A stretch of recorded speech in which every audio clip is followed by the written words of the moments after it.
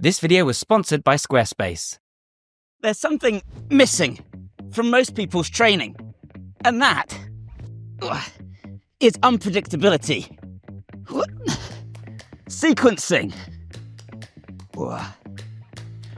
Dynamic motion. The way most of us train is we pick an exercise, squats, curls, we sit in one spot and we just do it over and over again. It's pretty dull. And training this way makes sense because it allows us to maintain the tension on the muscle, to maximize time under tension, mechanical tension, metabolic stress, muscle damage. All of this is great for building muscle. Of course, it's also important from the perspective of progressive overload. How can you incrementally increase the challenge if every workout is different and if every rep within every set is different? This is all true. This is what makes the kind of block training we do great for building muscle and strength.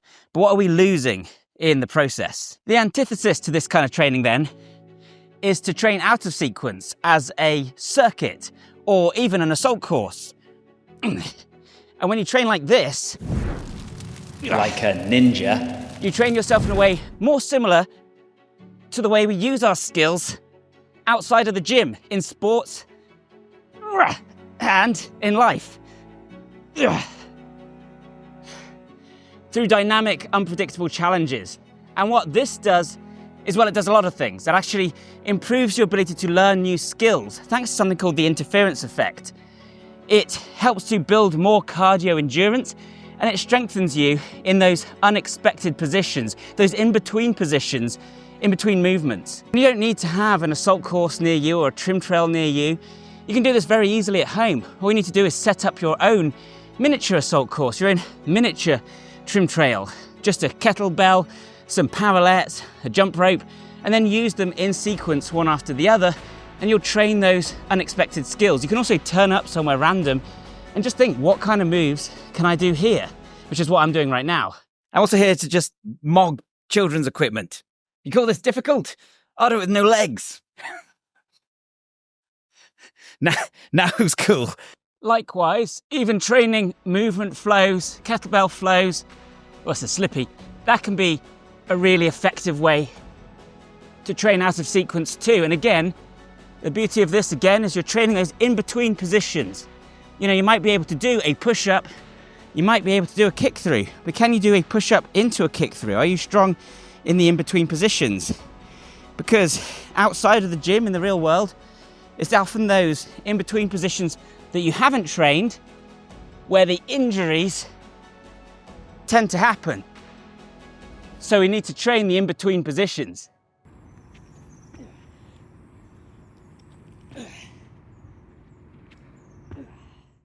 And now onto matters of the heart. Because you see, when you go from a lower body movement to an upper body movement like this, what you're doing is you're shuttling blood from the legs to the arms and shoulders, to the legs to the arms and shoulders, and back again, or whatever the case may be. This is a unique challenge compared with simply sending blood to one muscle group for an extended period. This kind of training was once called peripheral heart action. It was actually popular with Bruce Lee.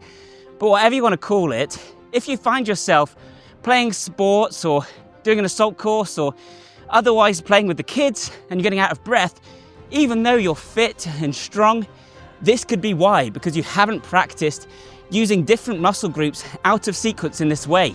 I've talked about this before. Endurance can be local and it can be specific to particular activities. If you only train one thing, your endurance might not translate to everything else that you want to do.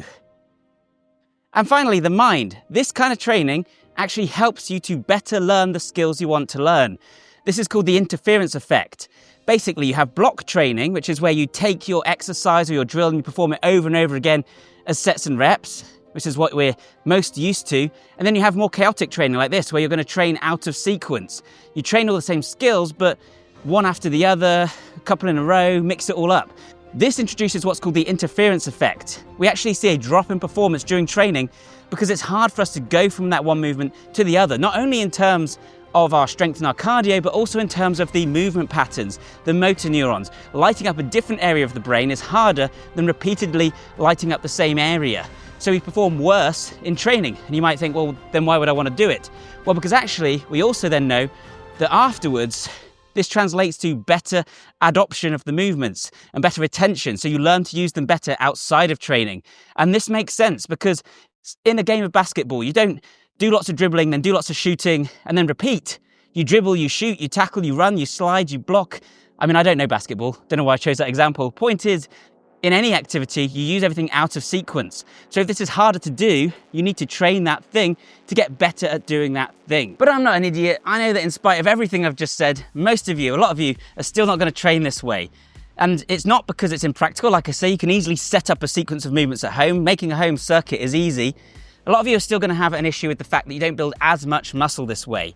And as I say, that is true. But firstly, you don't need to just do one or the other. That's something a lot of people seem to assume when I recommend this type of training. I'm not saying only train with assault course training. What you can do is combine this kind of training with your bodybuilding, with your strength training. Just add it on at the end, maybe one day out of your 4 days of training. Great way to top up your fitness and actually test it. This is still not optimal for building muscle or strength, of course, because you're taking time away from time that could be spent lifting weights. But like I say, not everything has to be perfectly optimal. It doesn't have to be the case that you're the very best you could possibly be at strength and hypertrophy at the cost of everything else. You can be pretty good at two things. And as I've talked about loads on this channel, because we're supposed to use all the capacities of the body together, this is what will actually result in the best all-round performance that translates best to your everyday life. At the same time, this kind of training is just more fun, I think, than a lot of other kinds of training because there is that dynamic, unpredictable element. I've always struggled to understand why people love action games, love action movies, love seeing someone run and jump and climb, but then when it comes to exercising themselves, they don't want to do it. And it's because for many of us, exercise means doing blocks of repetitions of the exact same movements, standing staring at a wall, running on a treadmill, or squatting on the spot over and over again. It's no wonder that we find it boring. Whereas this involves the brain, involves learning, involves novelty, fresh challenges every time. And it's just, therefore, that much more engaging. So I recommend it for that reason. Obviously a great option if you want to do this kind of training is to take up something like CrossFit, which is designed in this way, or Ninja Warrior. Ninja Warrior is like the de facto way to train assault courses now. It started as a TV program. It's become a whole training style. You can find Ninja Warrior gyms all around. I'm actually lucky enough to know someone who went on Ninja Warrior UK and did extremely well. That being, of course, Liam Ellis, friend and regular collaborator on the channel. He's a parkour and movement specialist, and he's an expert at moving across things in that dynamic way. Parkour, of course, brilliant for this sort of thing, and you can adapt your parkour to become more like a workout where you're focusing on particular movements, particular muscle groups. So I asked him, what kind of training would you have to do to get better at this kind of thing? Running, jumping, moving like a ninja, because I think, personally, that's what I'm really interested in. So he told me not only how his parkour training allows him to move that way, but also what he learned from doing Ninja Warrior, where he excelled thanks to his training, and what he would do differently, what he would train to improve himself next time. So I'm going to cut back to some old footage now of an interview that we did, and it's some really interesting stuff. And he talked in particular about how this is also really great for the mind in another way. So the best thing with Ninja Warrior is a lot of it, to be honest, was a lot of mental training in that you aren't allowed to go on the course or anything like this beforehand. So you really want to make sure that you're prepared to be in front of any obstacle that meets your path. And that just means being an all-round athlete a lot of the time. So you want to have like a very high jump, you want to have a very broad jump, you want to have the ability to run fairly fast and also be able to go straight into an obstacle as it meets your, as it comes in front of you. So obviously I train parkour, and you've probably seen on the channel like a lot of the parkour tutorials that I've done.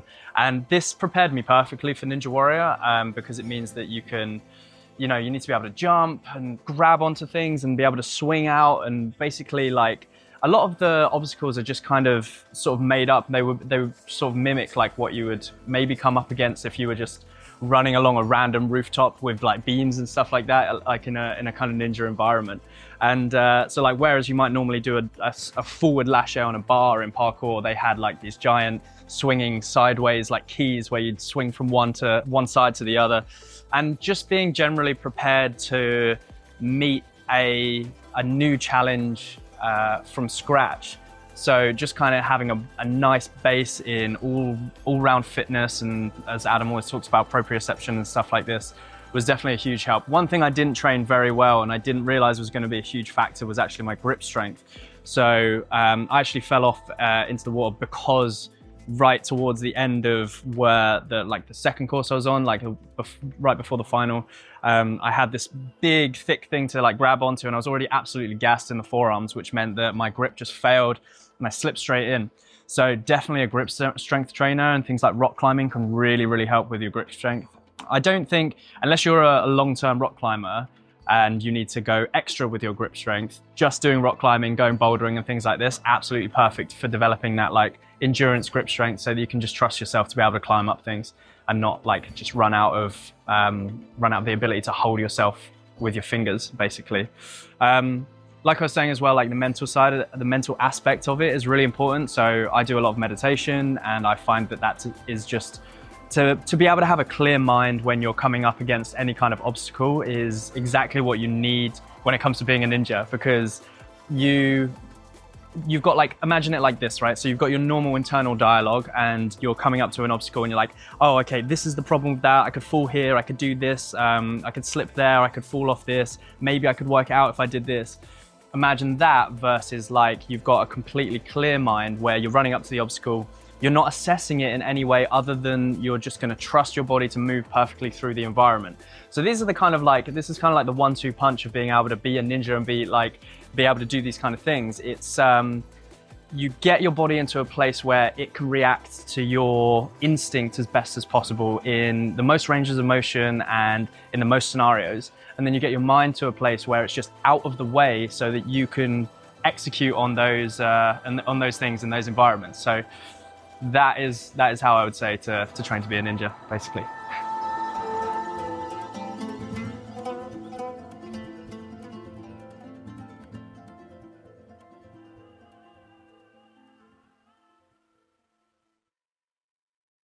Huge thank you to Liam for that. So what do you think, guys? Are you going to start introducing this kind of unexpected movement, assault courses, circuits into your training, flows? Or is it something that doesn't appeal to you? I'd love to know your thoughts in the comments down below. And if you're looking for a training routine to get started with, well then my training program, Super Functional Training 2.0, the Protein Performance System, has this stuff built in with its gauntlet sets where you're dropping from one movement to a slight variation and on. All these kinds of things where you're moving in interesting, exciting ways, not just the typical movements, but it will build muscle and performance as well. It's suitable for any level of expertise, doesn't require any specialist equipment, can be done from home, and it's on winter discount right now, so check it out on the link in the description down below. Either way, guys, thank you so much for watching, and bye for now. The antithesis. This video was sponsored by Squarespace. So as most of you probably know by now, Squarespace is a website building platform that makes it extremely easy for anybody to build their own website. For example, to get up and started, you can either choose from one of the many ready-made templates and then customize them to your heart's content, or use their AI tools to generate websites even more quickly with absolutely no coding required. From there is an absolute smorgasbord of different features and tools, anything you could possibly need. Got a fully integrated commenting system with scheduled comments, replies and likes, has member management, gated only members content, e-commerce tools of course. There are scheduling tools, so if you sell a service, you can schedule time in with your clients. You can accept all kinds of payments so that you're never turning away customers. And there's search engine optimization tools so you can bring your website to the top of Google. This is why Squarespace is used by everyone from small indie creators to some of the biggest brands on the web. If you want to learn more, go to squarespace.com, and when you're ready to launch, go to squarespace.com/pioneer to get 10% off your first domain or website. Thanks again to Squarespace for sponsoring this video. Thanks to you guys for watching, and bye for now.